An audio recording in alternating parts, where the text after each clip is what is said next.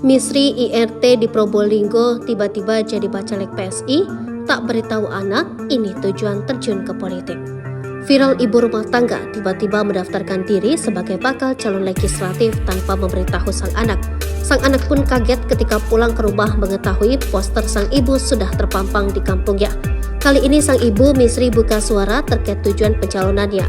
Delia Intan Hidayah terperanjat mengetahui ibunya tiba-tiba nyalek saat pulang ke kampung halaman.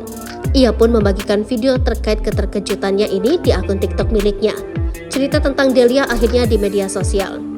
Ibu Delia, Misri, akhirnya angkat bicara atas viralnya video sang anak.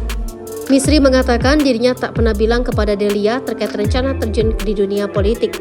Itu karena Delia merantau dan bekerja sebagai konten kreator di salah satu perusahaan di Surabaya.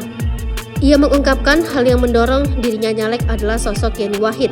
Misri sangat mengagumi Putri Gus Dur tersebut. Tak pelak Misri turut memasang foto Yeni Wahid di bannernya.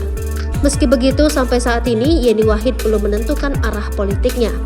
Diberitakan sebelumnya, Delia Intan Hidayah dibuat terperangah tatkala pulang ke kampung halaman di Desa Banjarsari, Kecamatan Sumber Asi, Kabupaten Probolinggo. Betapa tidak, dia melihat banner bergambar ibunya Misri bertebaran di sejumlah titik sekitar rumah.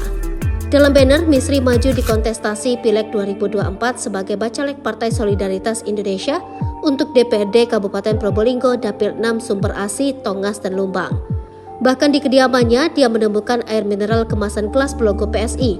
Delia lantas merekam hal mengejutkan yang ia dapati tersebut lewat kamera ponsel. Rekaman video itu kemudian diunggah Delia di akun TikTok pribadinya bernama Delia Intan 24.